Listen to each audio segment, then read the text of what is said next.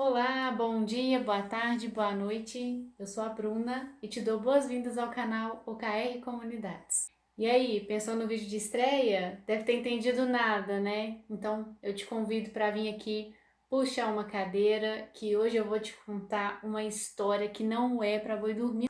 E assim, para começar, antes de mais nada, te digo assim que OKR são uma potente ferramenta de gestão bastante difundida no Vale do Silício. Vale do Silício. Vou trazer um videozinho disso nos próximos vídeos, contando sobre a história de lá.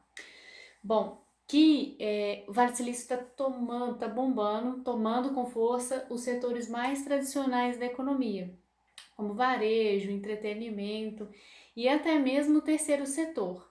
Você sabe o que é o terceiro setor? Vou te contar.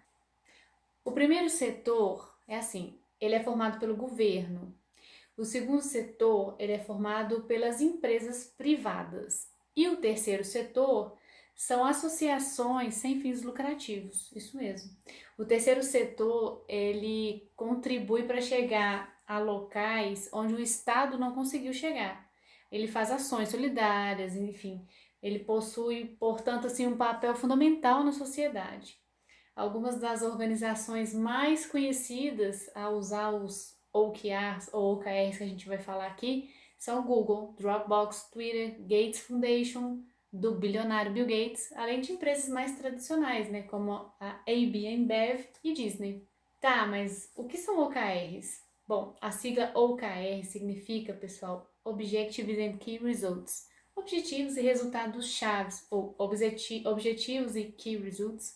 No Brasil, a gente prefere misturar muito o português e o inglês, né? Português, inglês, português e falar objetivos e key results. Aí fica a escolha do freguês, né? Bom, um OKR é um conjunto assim de um objetivo e key results. Tem um estilo próprio de execução, diferentemente das metas tradicionais que a gente já conhece, ou seja, né? Eles são mais aplicáveis aos desafios dos negócios, das empresas e dos profissionais nos dias de hoje. Vamos lá! Mas o que os OKRs são diferentes das metas tradicionais?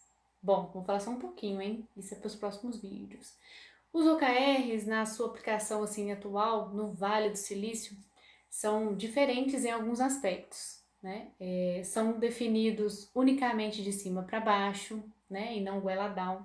Os OKRs devem ser definidos de maneira paralela, de baixo para cima, de cima para baixo, de um lado para o outro, porém alinhados, né? Então todo mundo ali se conversa, é diferente das metas tradicionais. E assim, na prática, os colaboradores têm mais voz na sua definição. Isso mesmo.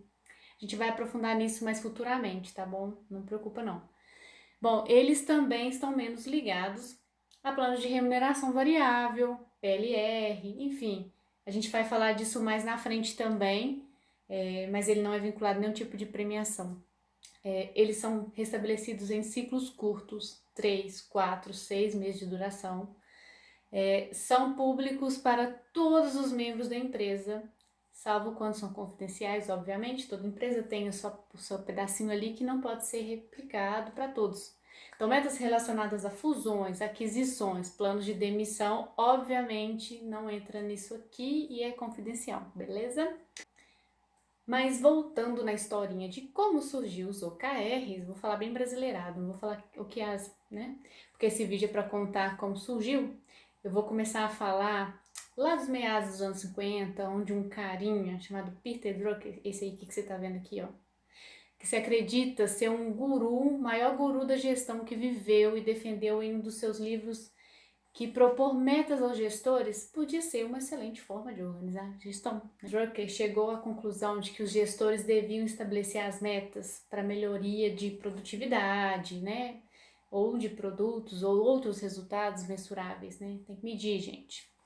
E que fossem verificadas assim de tempos em tempos e levassem um processo de melhoria contínua. Não se sabe ao certo quem foi a primeira pessoa a usar o termo, né? Mas quem batizou o método de Management by Objectives, ou somente MBO, um conceito introduzido em seu livro The Practice of Management, na época de uma das empresas a adotar a metodologia, que foi a HP, Hewlett Packard, né, famosa HP.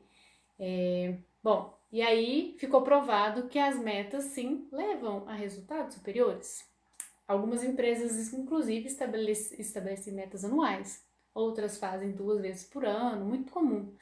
Algumas determinam a remuneração variável dos colaboradores a partir do atingimento de metas, e outras realizam algum tipo de avaliação de desempenho, né? Com base nessas metas e resultados. Bom, esse problema todo que eu falei agora, não preocupa que a gente vai falar nos vídeos futuros, então assim, não esquenta, que isso vai rolar mais pra frente, mais profundo, tá? Bom, contando a historinha, paralela a um monte de coisa que eu falei, o Japão do pós-guerra desenvolvia uma gestão pela qualidade bastante influenciada pelas teorias de um pesquisador americano chamado de W. Edward Deming, que foi enviado pelos Estados Unidos ao Oriente para ajudar na reconstrução daquele país, né, então devastado ali pela Segunda Guerra Mundial, né. Bom, esse movimento deu origem a práticas conhecidíssimas como o Six Sigma, o TQC, Total Quality Control, e o jeito Toyota, né. No Japão, se formou uma vertente do MBO, chamado Hoshin Kenri, de desdobramento de estratégia ou Strategy Deployment, em que os objetivos, os Hoshins, eram desdobrados pela organização até que todos, né, da organização estivessem trabalhando em prol de alguma meta. Né? Eu preciso falar disso aqui porque as empresas que querem adotar o OKR devem sempre dar uma pesquisada nessa história porque faz uma parte bem interessante. Eu acho importante ressaltar isso aqui, vocês vão entender o porquê que isso faz sentido. Dando uma explanadinha aqui sobre Hoshin e Kenri. As palavras Hoshin e Kenri, não sei se eu falo certo, mas é assim, significam direção e administração, que usadas em conjunto, elas trazem o significado de nada mais do que como gerenciamos nossa direção ou como nos certificamos que estamos no caminho certo. Isso mesmo. E Hoshin Kenri é um método essencial da gestão do Lean para garantir que a estratégia de uma empresa seja executada em toda a hierarquia. Muito bem. Vamos lá. Se o OKR antes era chamado de MBO no passado, quem que batizou com o termo de OKR, né? Então, foi Andy Grove. O sistema de gestão por metas era chamado internamente de IMBOs, ou Intel Management by Objectives, fazendo referência ao termo MBO de Drucker. Bom, e isso era praticado por toda a empresa e ensinado em um curso interno de boas-vindas, né, o Welcome Kit famosíssimo, aos novos colaboradores, chamado Intel's Organization, Philosophy and Economics. Grove não trouxe nenhuma visão transformacional para o framework do MBO, né? Gente, o que já existe dá para aprimorar. Mas vamos pensar. Ele passou a sugerir que seus colaboradores passassem a descrever os seus objetivos, que basicamente eram metas mais ou menos SMART, né? Em conjunto com o que chamou de resultados chaves, ou Key Results, né?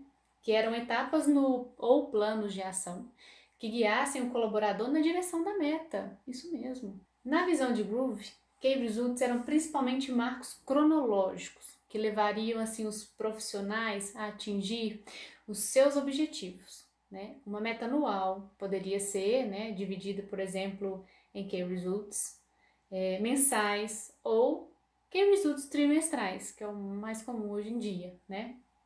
Esse formato, inclusive, atendia perfeitamente às necessidades da Intel até então. Uma empresa enorme, líder em um mercado razoavelmente estável, né? Então, assim, outra contribuição que o Grove trouxe para os OKRs foi a sua crença de que os objetivos e resultados chaves devessem ser definidos em um processo bidirecional, ou seja, de cima para baixo, no caso de objetivos estratégicos, que inclusive deveriam ser desdobrados, né, para diferentes equipes e diretorias, mas também de baixo para cima, né? Isso mesmo. A partir do colaborador, né, de modo a trazer o comprometimento, a capacitação, né, para o processo. E antes disso, as empresas, né, a gente sabe que tinha o famoso goela abaixo, né, objetivos e metas goela abaixo na organização. Ou seja, né, vinha de cima para baixo, do conselho para o CEO, deixa para os VPs e assim por diante, né? E assim, Groove encorajava muito a equipe a definir seus objetivos de acordo com a orientação dos objetivos da empresa. Isso é muito importante para que então fossem calibrados com os gestores diretos, né? E agora falando um pouquinho do outro cara que vai entrar aí na história, John Doerr.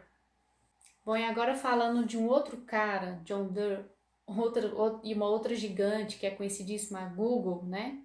E falando um pouquinho da reintrodução das OKRs no Vale do Silício, vamos contar uma historinha no final dos anos 90, onde os OKRs se espalharam para outras empresas do Vale do Silício pelas mãos desse cara, John Doerr, sócio de Kleiner Perkins, né? Hoje a KPCB, para quem não sabe, a KPCB é uma empresa americana de capital de risco, especializada em investir em empresas em incubação e em estágio inicial, né? E em crescimento. É uma das mais conceituadas firmas de venture capital do mundo. Então, Doerr tinha trabalhado na Intel sobre a liderança de Groove e lá usavam as IMBOs ou OKRs, né, com esse conhecimento. E ele levou essa metodologia para algumas empresas do portfólio dele, né, da Kleiner Perkins. Uma delas, a mais importante, era uma startup fundada por 2 doutorandos de Stanford que tinham criado um excelente motor de busca na web. Bom, no Google, as OKRs tomaram diversas formas, né, diferentes e ganharam fama mundial.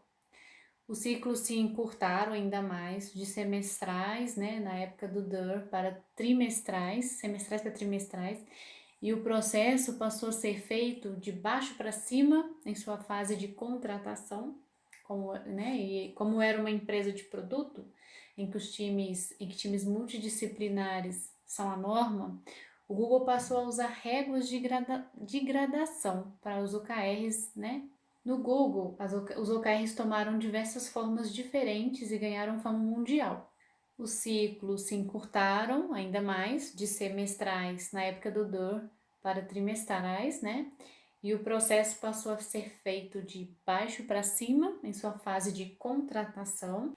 E como era uma empresa de produto, em que times multidisciplinares são a norma, o Google passou a usar regras de gradação para OKRs.